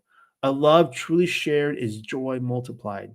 He who sows beside his own hearth reaps a manifold harvest. And I love these few lines here, which is why I underline them. Be not harsh with your wife or impatient because of her weaknesses, for her ways are those of all women. This is like the most unpopular thing today. Apparently, women are as strong as men or stronger, apparently. Even though I think that this, there's a lot of cognitive dissonance out there, but I think that this view has been completely crushed in the last few years. But this next line, like, guys, if you don't get this, then I don't know what to do for what I can do for you. It says, be gentle with her, your woman, remembering that the dart of love cannot penetrate a hard and inconsiderate heart. So it seems to be connecting here that the weakness of women is such that they will harden their heart to men. And maybe it's, fill in the blank what all is going on there. But this is why you are to be gentle with her, because if you are too harsh, she will shut down and she will no longer open her heart to you. Love is a treasure unearthed by few. It is found by less than 1 in 1,000. Yet where it is, let it be held sacred. For it is the decree of a divine destiny uniting one to the other in ever increasing glory and beauty as they rise from life to life. Now, this is the one passage in the Koran so far that I found where it gives that much scarcity, where it says that true love, that it's found by less than 1 in 1,000. That's very, very, very few here. I'm guessing really, if you're looking at a couple, that would be 2 in 2,000, right? A couple in 2,000, unless if it's talking about couples, like one couple in 1,000. And this is what Joshua says in the book of the Nazarene, in the book of the Illuminators. He's like, very few actually experience the marriage of spirit, the idea that two spirits come together and they unify. He says that very, very, very few will experience that. Is not every part of the earth paired with its mate? Even heaven and earth are mated. For does not earth cherish and nourish whatever heaven lets fall? When earth lacks heat, heaven bestows it bountifully upon her. And when she loses her freshness and withers, heaven restores her freshness with gentle, soothing waters. Heaven daily goes about the task of sustaining earth. She is never neglected. Therefore, take an example from the greater sphere of life. Sustain and cherish your wife, that she never be neglected. So again, that's the idea of women being weaker, that they are like a flower or something like that, right? You have to literally go out there and you have to be the sunlight, the photosynthesis. You gotta water them. They're gonna wither up in the heat and that kind of stuff. I don't know. I'm not trying to create a war of the sexes here. Some women might be like unsubscribing from me right now or just rolling their eyes or whatever. But come on, man, you know what I'm talking about here, right? I've said this before. Like, name me one fight in the history of your marriage. You could have been like totally right. Like and I think this is probably true with a lot of men, because I was, my wife and I had a fight a couple weeks ago, and I'm telling her, like, I was like, look, like we rarely ever get into a fight, like once every few months. And so you can't say that I'm always right, because like I usually engage these things when I know I'm right. Like I'm just like, I let a lot slide, but I'm like, I'm engaging this because I know I'm right. And when you do that, like all it does, you just watch them just wither, and they just, the flower just closes up, and like, yeah, well, you know what? I'm not going to be that treasure for you anymore. That kind of stuff. That's what it's talking about when women are the weaker sex. So it's it's like, okay, obviously that's not if you are like a farmer in a field or whatever, you're trying to like grow crop, like obviously that's not a winning strategy, right? But obviously, so you got to do something else. And that comes from the Book of Scrolls 31. Now, this is really fascinating here. I bet you didn't think we are going to talk about this tonight. We are going to be talking about sex. The purpose of sex is creation. I want to read this tonight to you tonight, because if you have never thought about it in this way, maybe you should. There's two types of laws as I see it. There is Yah's laws, and then there is natural law. I've talked about this in the past with judgment versus ordinances. I see when you read the Torah, you see Yah's judgment, you see his ordinances. I see ordinances as something as like specific to the God. If you were to worship, you just line up your gods, 100 different gods. Every single one of those gods would have specific things. If you want to follow that God, there are things you do, right? So I serve Yahweh, the God of the Bible. I serve Yahshua, Messiah. They have specific ordinances, but there are also specific judgments. For example, when Sodom and Gomorrah was judged, it wasn't. There was no indication there that it was because they were eating pork. There's no indication that they were not wearing tassels, or that they were, whatever, just fill in the blank with some of those things that you think are specific to, like, Torah type of laws that maybe Christianity doesn't keep. They were judged for against natural law. There were things that they were doing, not just sexually, but really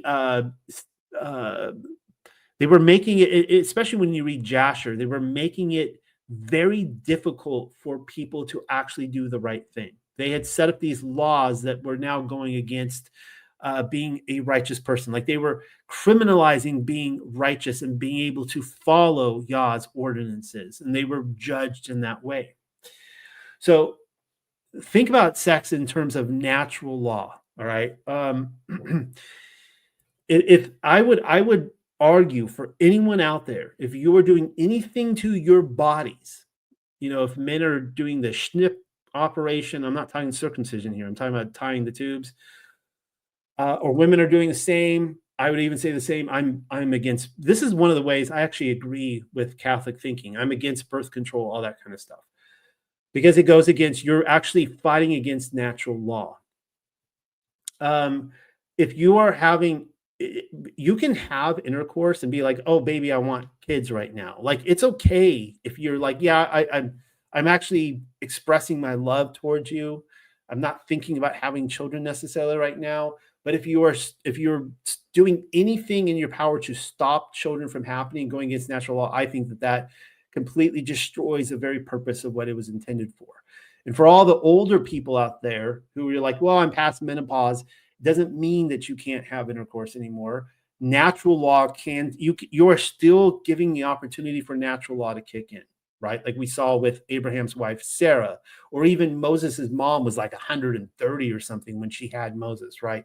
It is still possible. Yah can work and do that. So anyways, let's read this text. And this comes from Book of Manuscripts, chapter 14. I am ashamed, for naked bodies are exposed to lewd glances and lustful looks. There is foolish laughter and foul words spoken among the onlookers. Yet it is not the naked body that is degraded, for bodies are things of beauty. In the beginning, God molded the body to its shape, knowing that in the days to come, his spirit would dwell therein when entering the matter of earth. Isn't that interesting? It was shaped slowly with care and foresight. Loving hands wrought its wonderful form. And the day dawned when it became the abode of a living soul. Then God commanded, respect this body that he had personally formed, the vessel of the ever-living spirit. For it is a great and delicate thing meant for communion one with another. It is my supreme achievement upon the earth. And of course, man was created on the sixth day. It was a crowning achievement. Therefore, though the body be not supreme, it is a thing of greatness. It is a glorious temple meant to be the residence of a God. It can speak, and words bring it into companionship with other souls. It reflects without the spirit dwelling within. The smile, the laugh, the eyes reveal it. The body is a thing of glory. It is the greatest of all material creations. Man and woman embrace and unite, two bodies and two spirits join together in the search for another servant of the Supreme Spirit. That's one way to, describe having children. I'll read this again. Two bodies and two spirits join together in the search for another servant of the Supreme Spirit. So think about that when you are having children or raising your children, that you sought for a servant of the Most High. There can be no greater responsibility, for their task is to find a worthy one. To man and woman has been given the power of creation. They can use it for good or ill, or you can say for evil, for malpractice, malnourishment. The beasts know not what they do. They mate in blind ignorance, impelled by desire alone. Yet never do they bring forth creatures unsuited for their purpose, which is kind of interesting, right? I mean, that's the thing about humanity. Like, we know what we're doing. They don't know what they're doing. And yet look at their offspring. They just one generation of the next, of whether it's sheep or cattle or wolves or bears or moose or whatever, they just survive in nature. They keep going on and on and on and on. They just naturally adapt. But not men and women. Man and woman with freedom of choice and knowledge do not do so well because impelled by unworthy desires, they choose unwisely. Where are the thoughts of men when they mate? Upon themselves or upon their children? So that's the key right there. Like, for all the men out there, think about natural law. And if you are ever in the point of mating and you're like, I want to mate and I don't want children, I want to stop children from being part of this mating ritual right now, then I would say to anyone, you've crossed the line. Okay, so everyone, don't if this is one of those cases like, oh, I'm still mad because I just disagree with Noel right now, fine, disagree. We can still be friends, all right? This is something that I agree with what they're saying right here. Let's just finish this. That which causes man and woman to forget their responsibility, which arouses in them desires and thoughts, which they cannot control.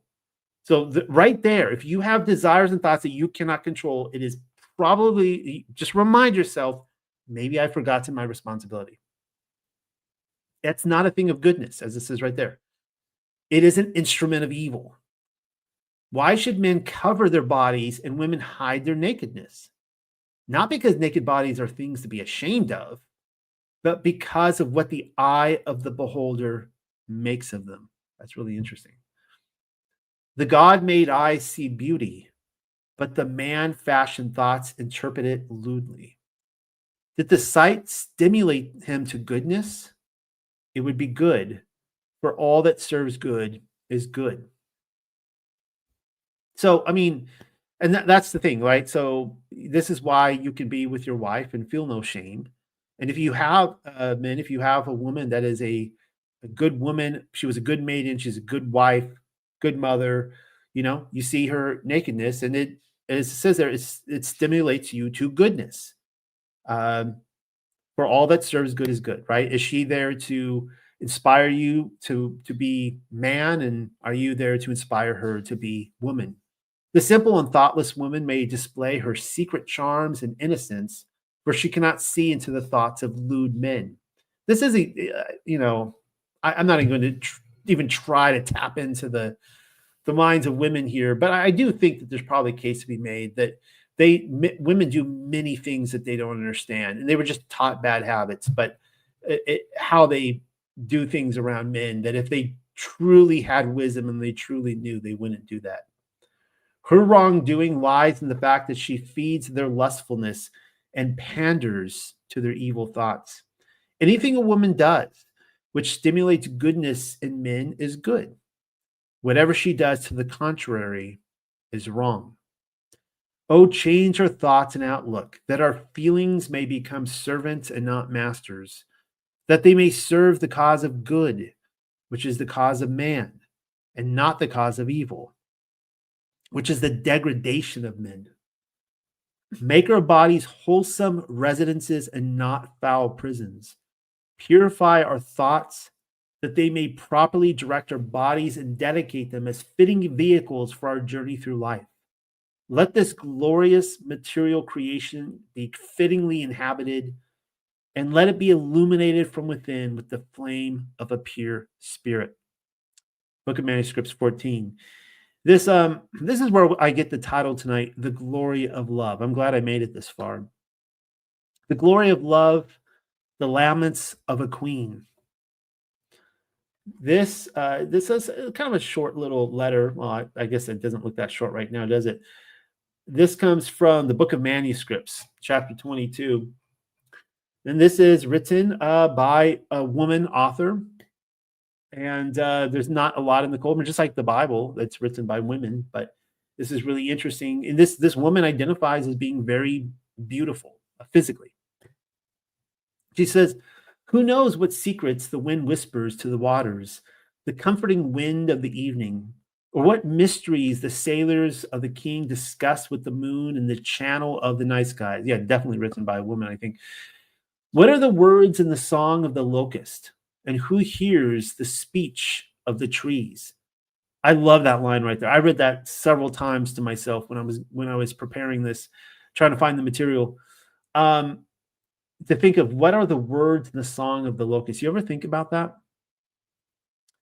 And then here she identifies, the trees do speak, and who hears the speech of the trees. So the idea is the trees do talk, but they have a speech that we can't hear. Life is a treasure house of hidden things. With so much mystery and beauty about them, why do hearts of men incline towards sordid things?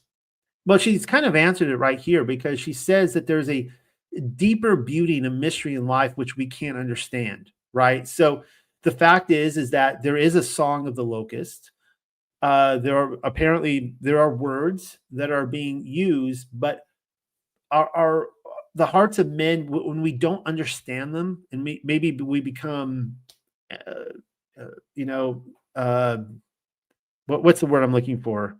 Apathetic, maybe, we just, or jaded. I don't really know, like numb, calloused to all the things around us, right? Because we can't see it and we just become used to it.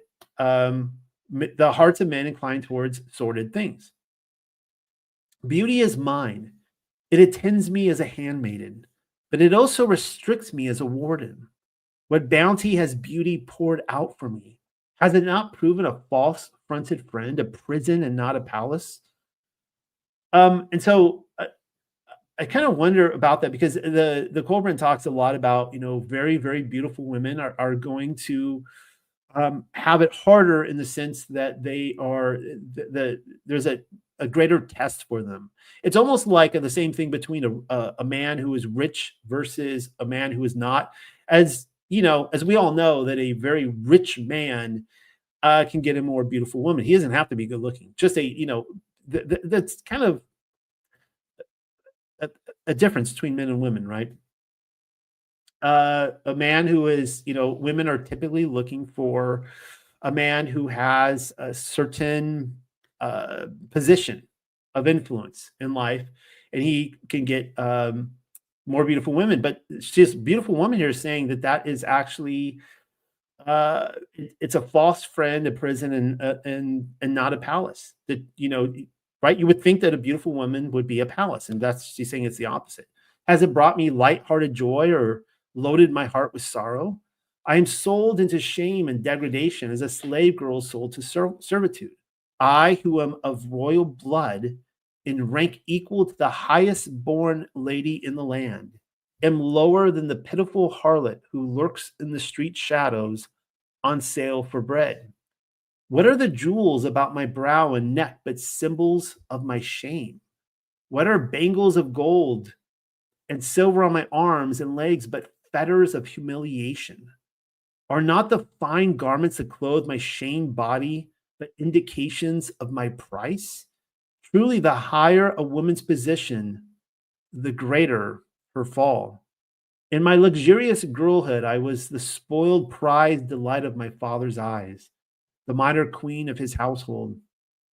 As I stepped over the threshold into maidenhood, great musicians composed delicate songs on sweet, soft stringed instruments extolling my beauty. Did they not say of me, she is the supreme flower of loveliness, the essence of maidenly charm, the reflection of beauty's perfection? What were the words of their song? Were they not, she is the delightful incarnation of the inspiring spirit of innocent love, sent down to dwell among men on earth to test them, to be their delight or doom? What today has become of all this promise? I have sold myself into a loveless union that clothes my heart in garments of shame. Without, I am bedecked in priceless ornaments and symbols of power, but within, I am hung about with the degrading shackles of womanly humiliation. Would that I were an unfeeling one who knows not the depths of her own degradation. No greater curse can be laid on a woman than to be cherished for her beauty alone, unless it be to have beauty and nothing more. Even then, perhaps it is better, for such beauty clothes a dead, unresponsive thing. Oh, the curse of being lovely and unloved, of being loving and unloved, of wanting and being unwanted. What am I but a jewel of the state, a pretty plaything to delight the eye? Oh, to stir the heart of a true man in genuine love. Can a lovely woman ever know true love? Can she ever be assured of it? How can she know she is loved for herself alone and not for her beauty? People say of me, how can she who has everything lack contentment?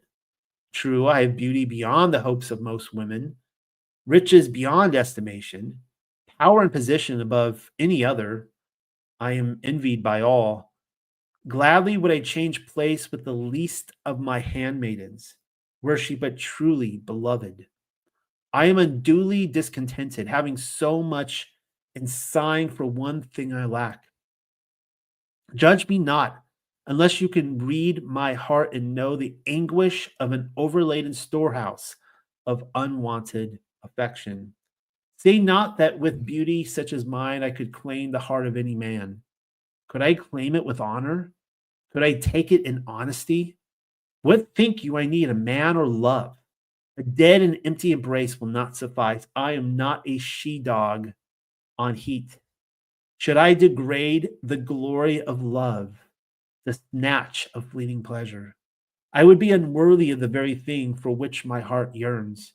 O miserable one, who having so much lacks everything she desires. Sad is the lot of one who, while yet young, must look beyond the grave for her goal. I labor under the burden of beauty.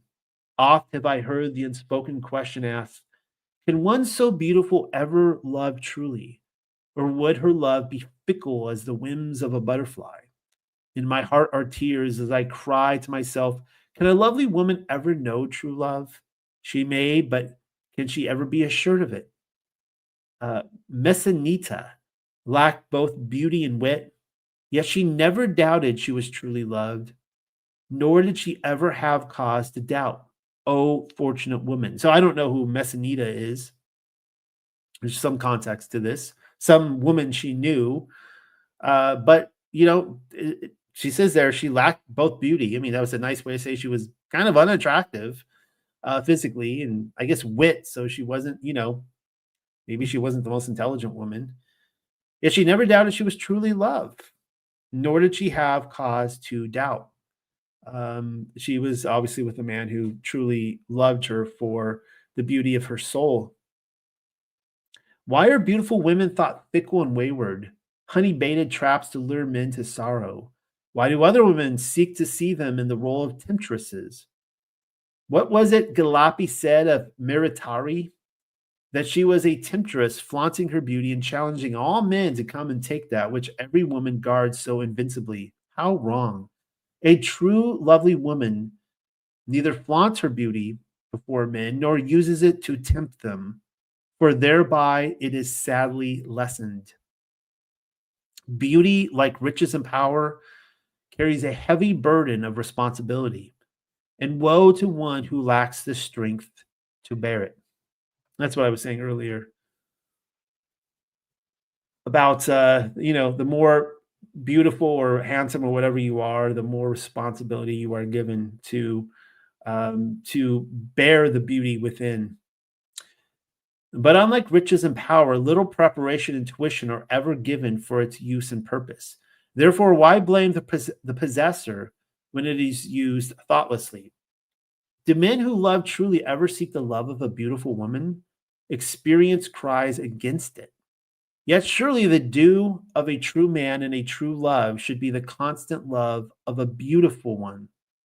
Would that a man could love me for myself alone and not for the lovely covering that hides me. So that's just like fascinating that she's contrasting her true beauty within as being completely hidden by her physical form.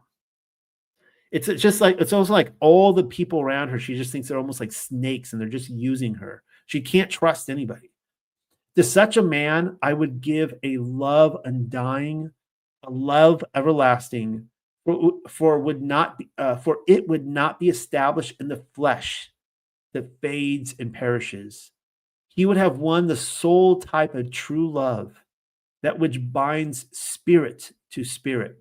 And there's that marriage of spirit that Yahshua talked about. That which binds flesh to flesh is not love, nor yet even its imitation. And this is what we just read in terms of, if you're having intercourse, if you're mating for just lust alone, then it's not the intent. It's not true love at all. It's actually a complete misrepresentation of it. What, after all, is beauty but the jewel box that hides the jewel within? Remember when I showed you the story of Athelia earlier tonight, and the man claimed, he's like, what pearl hides the beauty within the oyster shell, right? Well, he was reading it all wrong.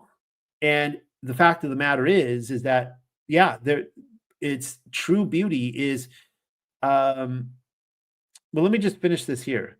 Though how often is it empty and the jewel lacking, a thing of superficial display, nothing more.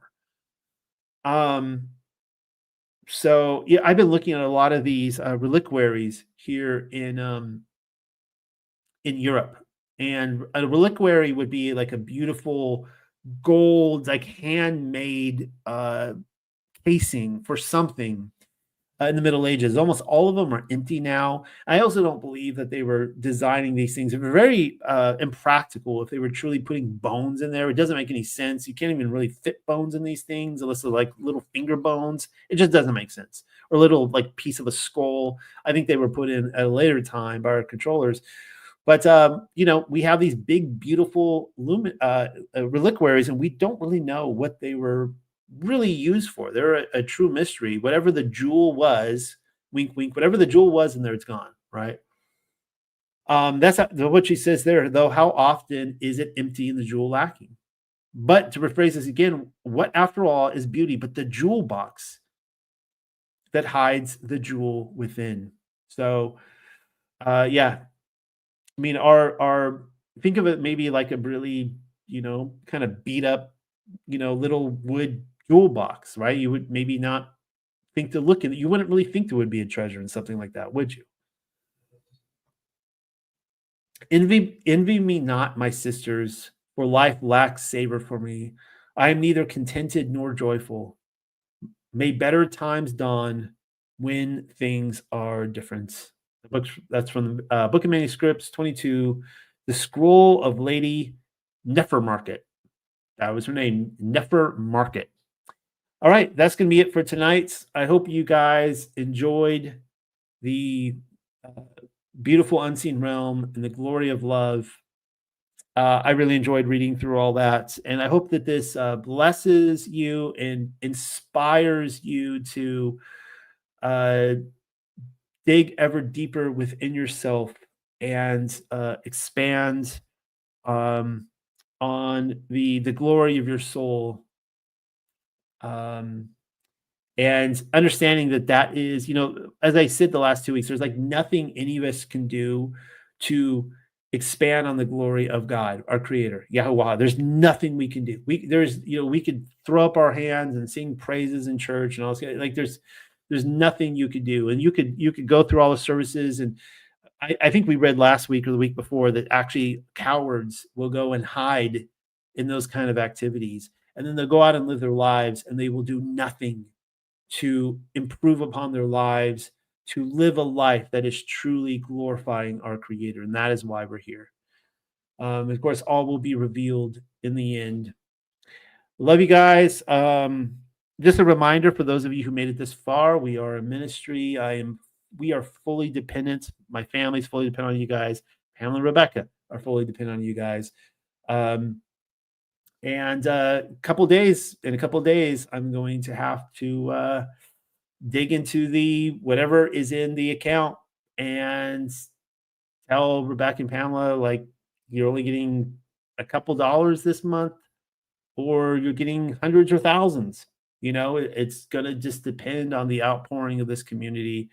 And I guarantee you guys, we are not rolling over that money every month. Like, it is not going into, like, it's like we're not making our goals every single month. I think I told you guys last week, I have the goal of giving Rebecca and Pamela a quality of life where they can live off $2,500 a month. And we are not even anywhere comparable to that right now. So just,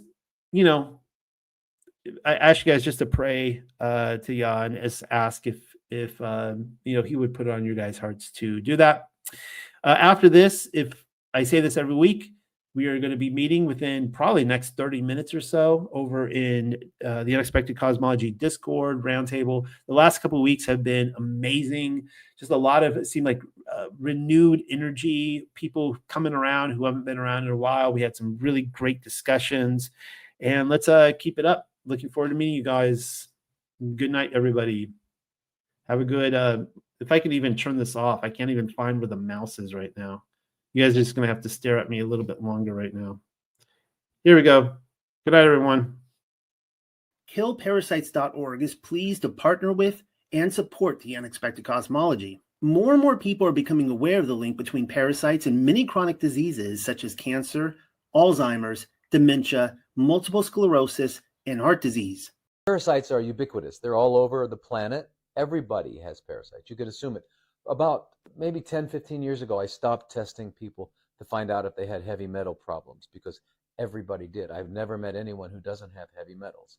Okay, so why test? Why do that? Okay, but that's heavy metals. Parasites, the reason they're called parasites is because they successfully avoid being detected and killed. They're successful. So you're not going to find them. They don't hang out in our stool. They don't hang out in our colons. They might show, an adult form might show up there, or you got some pinworms, they might show up there. But for the most part, in order for them to survive in the long term, they have to burrow deep into your tissue. So they'll burrow into the colon, the lining of the colon, the bladder, lining of the bladder, ovaries, fallopian tubes, uterus, spleen, liver, and then lungs, brain. And then here's the thing. If you undertreat them, let's say you only use ivermectin or you only use fenbendazole, you disturb them, and then they migrate to another organ like the pancreas and go deep in the pancreas, and you wind up with pancreatic cancer. KillParasites.org. Tell them that Noel the Unexpected Cosmology sent you.